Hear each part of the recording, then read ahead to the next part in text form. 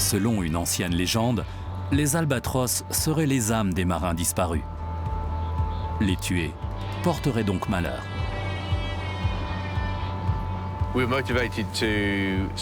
Nous voulions trouver un moyen d'empêcher des centaines de milliers d'oiseaux de mer, notamment des albatros, de mourir dans des souffrances terribles, piégés par les palangres. Des centaines de milliers d'oiseaux marins sont chaque année victimes d'hameçons appâtés, y compris d'innombrables albatros dont certaines espèces sont menacées d'extinction. Ces deux frères anglais veulent protéger les oiseaux et d'autres animaux marins.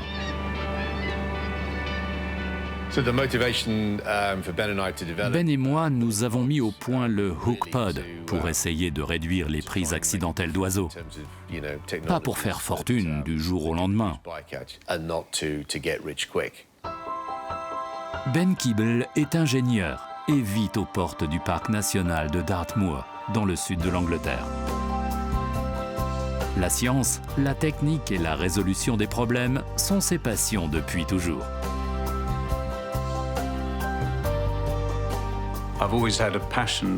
Je suis passionné par la technique et je cherche des moyens de faire du bien à l'environnement grâce à la technologie, au lieu de le détruire.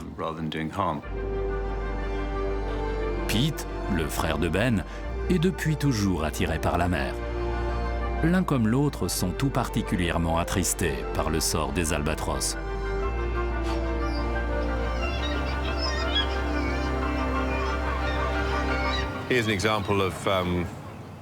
Voici un hameçon de palangre, du genre de ceux qu'on utilise pour pêcher le thon et l'espadon. On y accroche un appât et on le jette à l'eau après l'avoir suspendu à la ligne. Une palangre peut mesurer jusqu'à 50 km et 1000 ou 2000 hameçons peuvent y être accrochés. Les albatros et autres oiseaux marins ont appris qu'il y avait beaucoup à manger autour des bateaux de pêche. Les pêcheurs mettent les hameçons à l'eau l'un après l'autre, toutes les 5 à 8 secondes. Sur ces hameçons, il y a des appâts comme des calamars ou de petits poissons qui attirent les oiseaux. Quand ils viennent d'être mis à l'eau, les hameçons sont encore près de la surface de l'eau. Les oiseaux peuvent les atteindre en plongeant et chaque année, des centaines de milliers en meurent.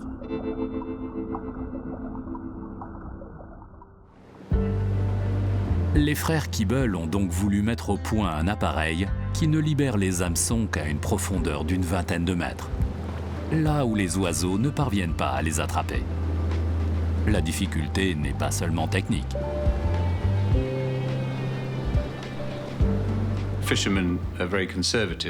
Les pêcheurs sont des gens très conservateurs. Ils aiment pêcher comme on a toujours pêché. Nous savions que le Hook Pod devait être indestructible, sûr et peu coûteux, et qu'il ne devait pas gêner le travail des pêcheurs. Les deux frères financent leur projet de leur poche. Ils mettent au point une coque en plastique dont le but est d'empêcher les oiseaux de toucher le crochet des hameçons.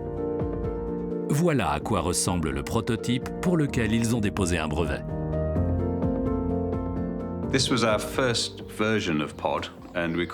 Ça, c'est le Bait Pod, la première version de notre dispositif.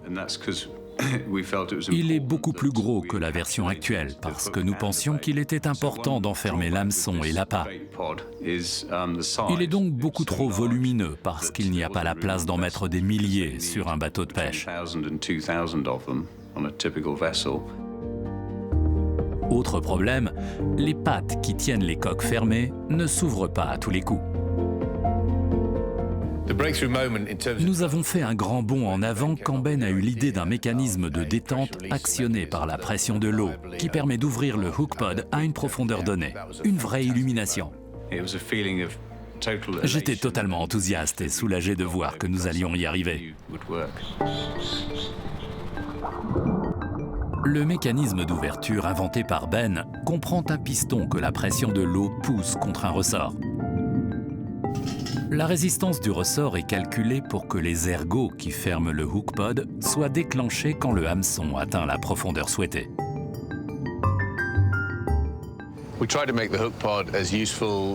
Nous avons essayé de rendre le Hook Pod aussi utile, peu coûteux et pratique que possible. Vous voyez qu'il est lesté pour s'enfoncer plus vite dans l'eau. Et puis, après la pêche, on le sort de l'eau. On le referme et on peut le réutiliser plusieurs centaines de fois, pendant des années.